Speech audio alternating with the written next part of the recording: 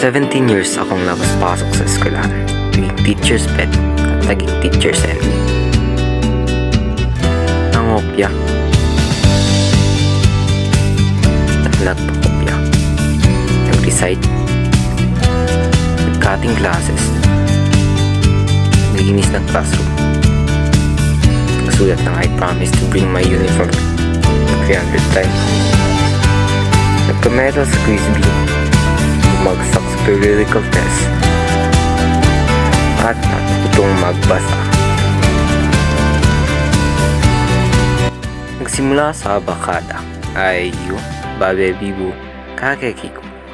Pero hindi biro ang pagbabasa. Rite of passage to. Kapag natuto ka, ibig sabihin na binyagan ka na bilang literate. Kaya mong magbasa ng mga kasinungalingan sa dyaryo. Kaya mo rin magbasa ng mga subtitles sa mga foreign movies at mga vandalism sa upuan ng bus. Gaya ng bobo ang bumasa nito. Uy, Pogi. Anong pogi? Anong masama doon ah? Pogi ka naman talaga. Ako nga lang. Pogi nga lang ako. Pupunta ka pa ba sa reunion? Reunion? Yung high school reunion natin. Wala ka ba natanggap yun? Wala pa ako natatanggap sa Gmail. In 2 weeks na yun. Sinasabi ko lang, may dahilan ako kung bakit wala ako nung Friendster. Tsaka multiply na yan eh. Ayoko lang kasing mahanap ako ng mga taong ayoko makasama ulit. So, hindi ka pupunta? Kung pupunta kayo ni Ulo, edi pupunta rin ako. Alangan naman kayo lang din yung mag-e-enjoy, no? Edi kung ayaw nyo naman, edi wag. Psst, Ma'am Bebs. Hi, ma'am. Hi, did you get my email about the reunion? Yes, ma'am. Great. Please note that the attendance of the faculty member is compulsory. 1980s, dekada na ng Rubik's Cube, Nutriban, martial law, musika ni Michael Jackson, Minudo, People Power, Empire Strikes Back, at Spandau Ballet. First love, first heartbreak, ay ang aking special someone. Pero pinapangunahan ko na ang aking sarili. Balik muna tayo sa umpisa. Nagtatrabaho bilang seaman sa barko si tatay. Pero halos pambayad lang sa mga utang na naangkat nung nag-maritime school siya at yung pang-placement fee niya. Nagtatrabaho naman bilang modesta si nanay. Hindi alintana ang dumagdag ng trabaho, basta masiguro lang ang tuloy-tuloy kong pag-aaral. Roberto, anak, alam mo hindi kayo mayaman, pero gagawin tayong lahat para mag-graduate ka. Kaya, share mo ang party mo, ha? Roberto, show and tell us what we wrote today. Sige na. This is my car. It's a race car. And it has batteries on it. Wow, ang gara! Very good, Roberto. Now we still have our show and tell tomorrow. So everybody bring something. Uy, akin to! Akin! Uy, dahan-dahan, baka masira. What's this? Ano nangyayari? Kanina pa po kasi siya naglalaro, ayaw niya kami pahiramin. Roberto, ba't ka nagdadala ng laruan? Ha? Sabi mo, magdadala ng laruan. Ha? Kailan? May sinabi ba ako? Uy, Portia, pwede bang maging friends lang tayo? Anong friends? Oo, friends. Friends mo mukha mo. Ang labo niya, hindi ko siya maintindihan. Ikaw naman, intindihan mo kayo kaibigan mo si Portia. Ilagay mo kayo yung sarili mo sa lugar niya. Ano kayo mararamdaman mo? Yung taong gustong-gusto mo ay ayaw naman pala sa'yo. Uy, kamusta na? Oh, okay lang naman. Ikaw ba? Kumusta na? Mabuti naman. Alam ko, ikaw lang yung na Mula noon, puro sa babae na nagkakagusto si Portia. Nabalitaan mo ba yung dadarating na reunion? Oo, nabasa ko sa email ko. Ba't di mo sinabi? Ba't di ka nag-open ng inbox mo? Parang ewan naman ito. Pupunta ka? Ewan, Anong ewan? di ko alam ba't di ka pupunta. Aba, syempre gusto ko pumunta. Kaso, jahe. Jahe? Anong jahe? Nakakahiya eh. Siyempre, ako, teacher lang ako. Anong sabi mo? Narinig mo naman yung sinabi ko. Alam mo naman yung mga pupunta doon. Mga bida-bida, mga abogado, mga businessman. Tapos, Tapos ito ako kumikita ng minimum wage at single pa. huwag mong ialang-alang ang pagiging teacher mo. Ako nga ito, factory worker, pero di ko kinakahiya eh. Wala ka talagang hiyay. Alam mo ba kung sino nag-confirm sa email mo? Sino? Ay nako, si special someone mo. Oh, wow, talaga? Grabe special someone ha. Damn. Sa totoo, sa high school talaga simulang tumibok ang puso ko para kay special someone.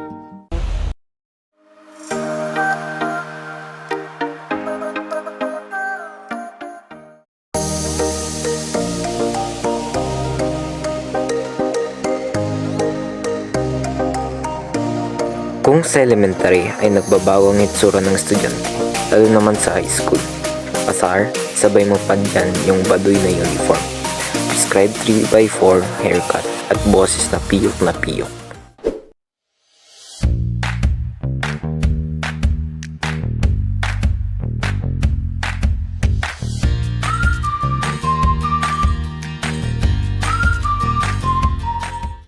Ilang linggo ko nang sinabi sa inyo na gawan niyo ng board ang bawat chapter nitong naging tangere. Pero anong ginawa niyo? Kung kailan deadline na, doon lang kayo nagmamadaling magsulat? Meron kaming guro, tinatawag siya ng mga estudyanteng Teacher Tigang. Siya ay masungit pero magaling na teacher. Tinagurian siyang Tigang dahil sa pagiging terror at matandang dalaga. Naiintindihan ba? Pagkatapos ng 5 segundo, na-defrost ang buong section. Kikilos ba o kikilos? Maglagay ng notebook? Hindi! Sabay-sabay nagtakbuhan sa teacher's desk at kanya-kanyang bawi ng note para dagdagan ang laman. Nagkagulo.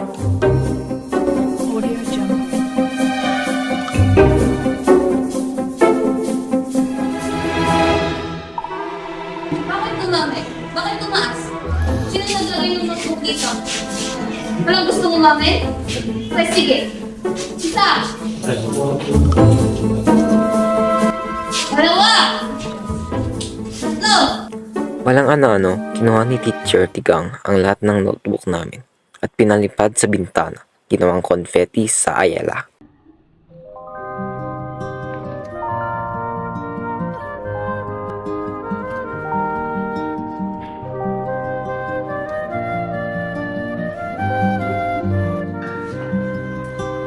High school life, for my high school life, every memory kay ganda. High school days, oh my high school days are exciting kay saya. There are times may problema At ganun-ganun na lang, hindi ko nahawak ang puso ko. Ano? Bago ka lang dito. Mag-ingat ka sa mga boys dito. Pagkakita ka sa kanila. May mga playboy or mga bakla. At ang maniwala dyan, tomboy yan eh. Nagpaparmada kayo? Slide. Slide lang. Okay, I have to go. Bye. Bye, miss. Love you. Wisit talaga yung Ken na yan, no? Sarap kalbo yun eh. Sarap balatan ng buto. Ayaw nyo pang aminin na mas pogi si Ken sa inyo eh. Tumahimik ka nga. Alam nyo ba kung bakit anong dapat gawin para habulin kayo ng babae? Oh, sige nga. Pakita mo pare. Kailangan nyo ng gimmick? Boy band? Seryoso ka ba dyan? Huwag ka nang maingay, mag-practice na lang tayo. Riveros, Mati Rivera, Ricky Martin. You're on the right track. You're on the right track. You're on the right track. You're on the right track. You're on the right track. You're on the right track. You're on the right track.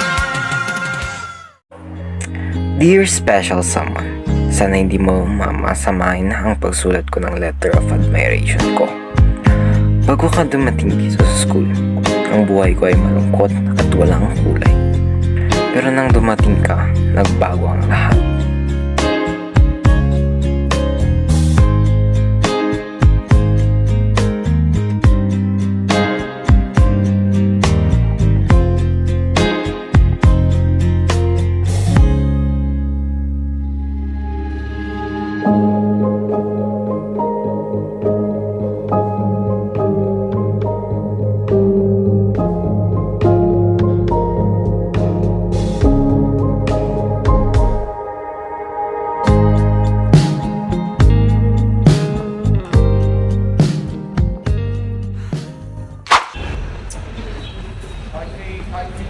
Hi. Hi!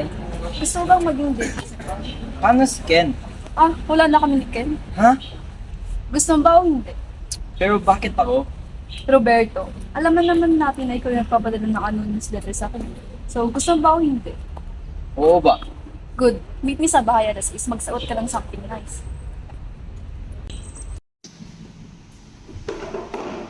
Ay, yung diary ako kagabi. Parang tubig na lumakas. Parang ihip. Wow, thanks for sharing na. Anything for you? Hi Robert, kamusta ka? Hi, okay lang. Okay na ba yung tiyan mo? Ay, oo nga pala yung tiyan mo.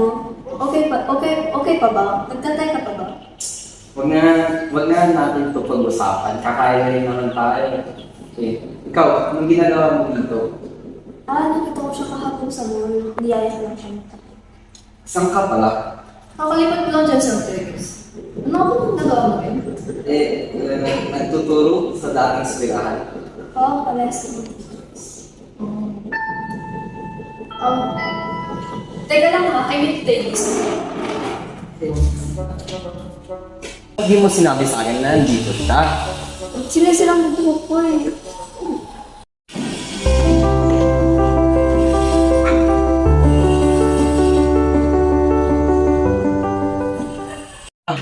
May asawa ka na? Single. Busy sa last call eh. Walang panahon para sa love life. Kaya ito, malapit na maging matandang dalaga. Eh, ikaw? Single. Single din. Hindi ko ata bagay mag-asawa eh. Pero nagkaroon ka na ng... Meron din, di lang nagtagal. Baka di ako sinerte. Ako nga, munti ka na ikasal pagkatapos pumasok ng bar. Oh, ano nangyari? Yung mga babae niya, yun ang nangyari. Sakla pa. Ganun talaga. Una na ako ha. Sige. Bye. Bye.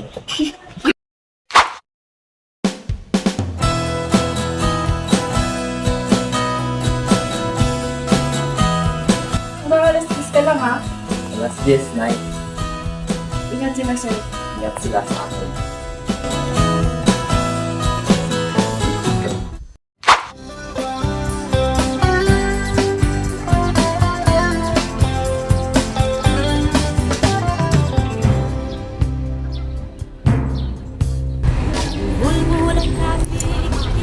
Okay ka lang?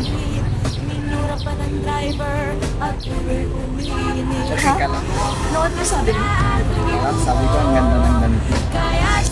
Teka lang ha, tignan ko muna yung file ko doon. Sige.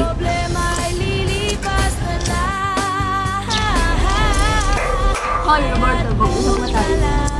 Alam mo, Portia, hindi to yung tamang panahon. Hindi ka naman talaga mahal ng special someone mo eh. Baka masaktan kayo. Alam mo, Portia, lasing ka lang.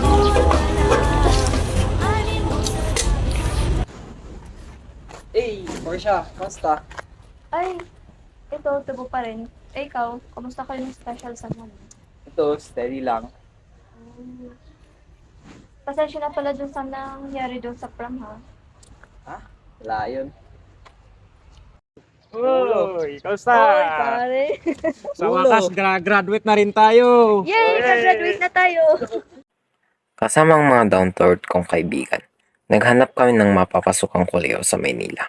First stop, University of the East, pero hindi pa rin daw sila tumatanggap. Next stop, Polytechnic University of the Philippines. Di lang natuloy kasi pinagpapasahan kami ng mga personnel. At At ayan, nakita ko na ang eskwelahan ko. Makalipas ang ilang araw. Heist, love at first sight.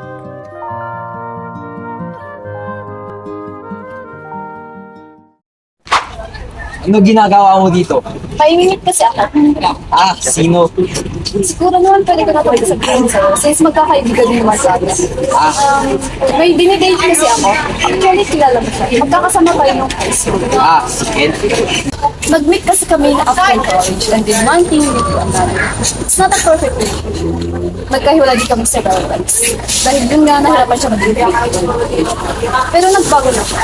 2 days ago, pinuntahan niya ako at ang hininang tawad. Kaya hindi ako nakasagot sa relationship namin. Sana maging masaya ka para sa akin. Lagi ko namang hangarin na maging masaya ka eh. Alam mo, makakahanap pa din ng makapagpapasaya. I did, kaso may gusto ng iba eh. Okay, I have to go.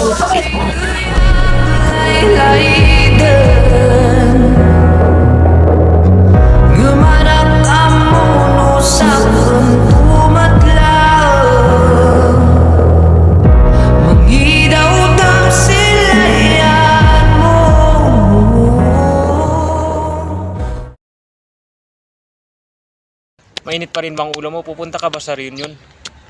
Hindi, kaso required. Bakit? Kinakaya mo pa din ba kung anong trabaho mo ngayon? Alam mo, ulo, wag natin to pag-usapan. Ang sungit naman. Nung masungit. Masungit kung masungit. Alam mo, hindi ka tulad mo ha. High school teacher ka, factory worker ako. Pero okay lang ngayon kung anong meron tayo. Hindi ko kinakaya kung anong meron tayo ngayon. Alam mo, ikaw, aminin mo na hindi ka pupunta sa reunion dahil naduduwag ka. Naduduwag ka na baka isipin ng ibang tao na nasa epic fail ang buhay mo. Alam mo, yung mga kaklase nating sinabi mong mga successful na ang buhay, masaya ba sila? Hindi natin alam, no? Alam mo, kung ang katulad mo ang kasama kong pupunta sa reunion, hindi na lang ako pupunta. Computer programming ang kursong kinuha ko sa kolehiyo. BS Education naman ang kinuha ni Portia. Sa iisang university lang kami nag-aaral. Kaya kung minsan nagkita-kita kami, lumalabas na rin kami ni special someone. At may mga naging girlfriend din si Portia. Paminsan-minsan, nagkikita pa rin kaming tatlo. Pero hindi maiiwasan nagiging busy na ang isa't isa sa kanya-kanyang buhay. Kamusta mo naman ng pag-aaral na? Okay po, Nay. Hindi totoo yan. Ang totoo, hirap akong makipagsawayan sa mga kaklase ko. Lagi akong pagod sa pag-aaral. Yung special someone mo? Mabuti naman. Hindi rin totoo yan. Ang dalang na namin magkita nun. Parang iniwasan na niya ako kung ano-anong dahilan binibigay para lang di kami magkita. Gusto pag kailangan mo ng kausap ha, andito lang si nanay. Salamat, Nay.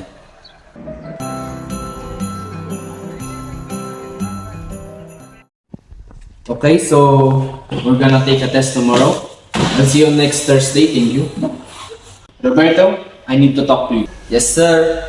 Look, I'll be blunt to you. Your schoolwork's been very so sloppy.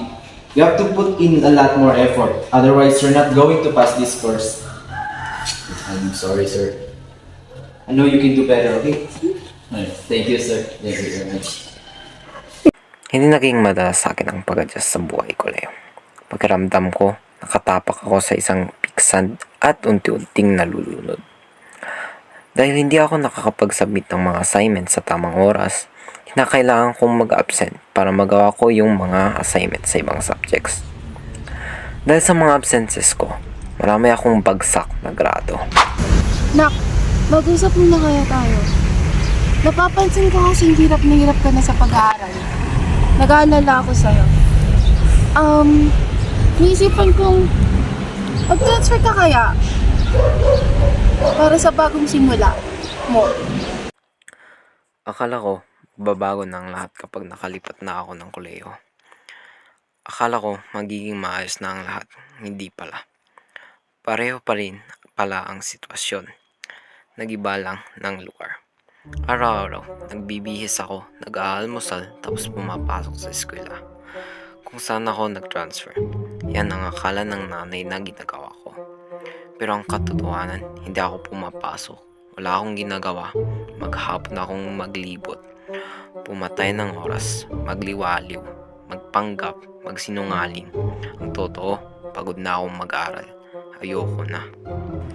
Mahal kong pamilya, sinusulat ko sa liham na ang mga gusto ko sanang ipagtapat sa inyo. Pero hindi ko kayang sabihin ng harapan. Hindi ko po alam kung paano sasabihin ng mga to, kaya diretsyo ko na lang sasabihin. 2 buwan na po akong hindi pumapasok sa eskwelahan. Nitong mga huling linggo, hindi ko na kinaya ang mga pagsisinungaling na ginagawa ko. Roberto. Tay.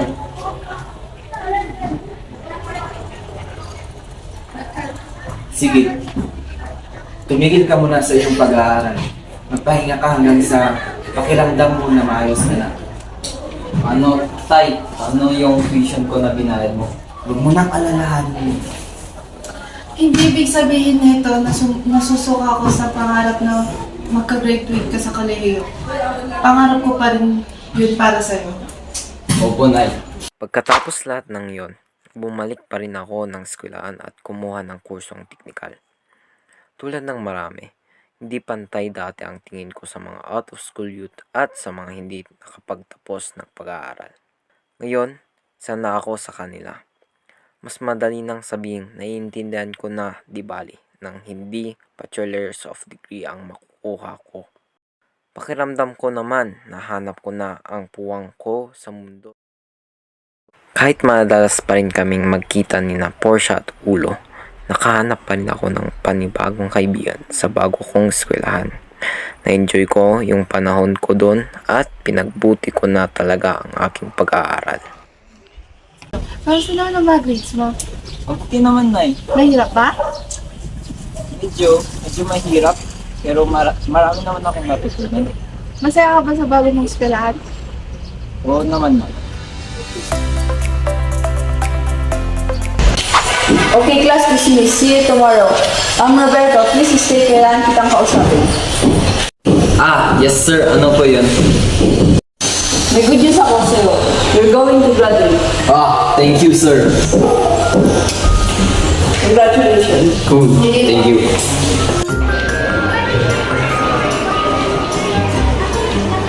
Hi, students. Kasi, basta niyo po ba magturo? Hindi.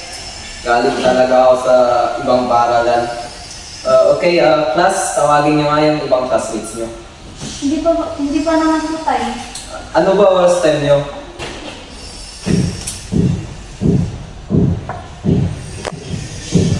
Hindi ako makapaniwala sa hinahawakon kong class schedule. Nasa maling classroom ako at hindi yun ang class ko.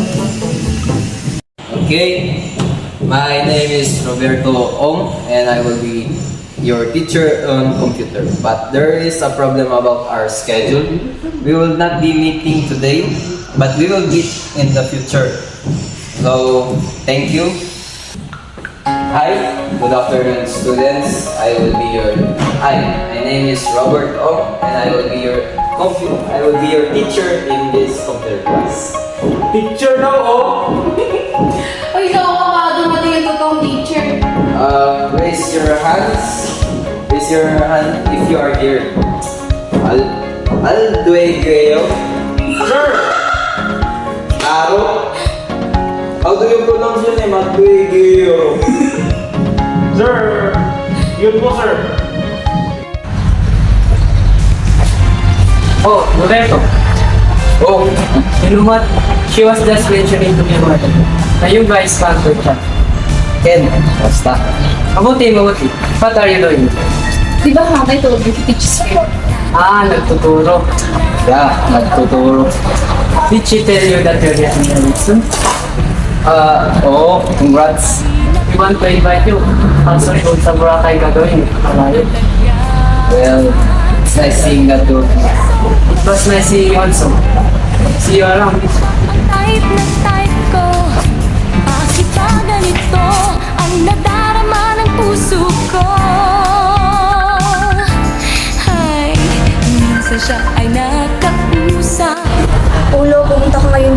school. Sa reunion? Oo. Ayoko nga, nandiyan si Roberto, magkaaway kami kanina. Ulo, makinig ka sa akin mabuti. Ha? Kailangan ka ni Roberto ngayon. Sige, pupunta na ako dyan. Bilisan mo mag-taxi ka. Ay ligaya na walang patid, Mr. Cupido.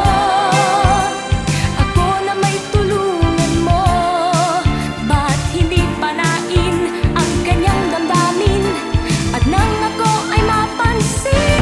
Hoy, kaya tayo andito para sa sarili natin, hindi para sa ibang tao. Anong kinakahiya mo? Umuwi ka na nga dyan. Huwag ka na mag-inarte. Tara na!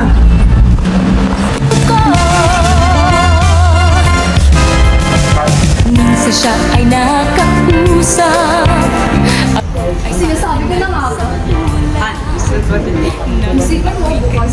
titigan, sa puso ay anong sarap. Tunay na kapag umibig, lagi kang mananaginip. Pagkasama mo siya, ay ligaya na walang Okay ka lang.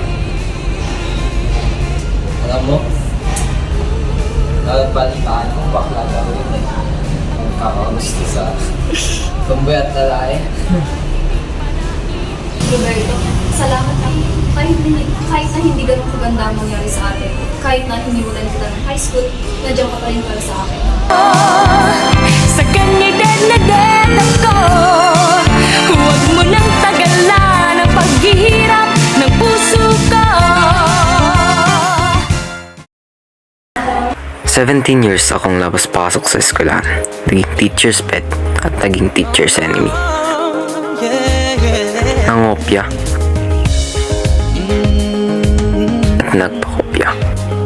Nag-recite, nag-cutting classes, naglinis ng classroom, nagsulat ng I promise to bring my uniform 300 times. Nagka-medal sa quiz bee, bumagsak sa periodical test, at natutong magbasa.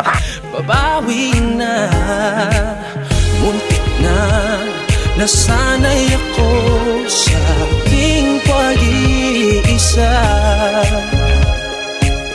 Kaya nang iwanan ng bakas ng kahapon ko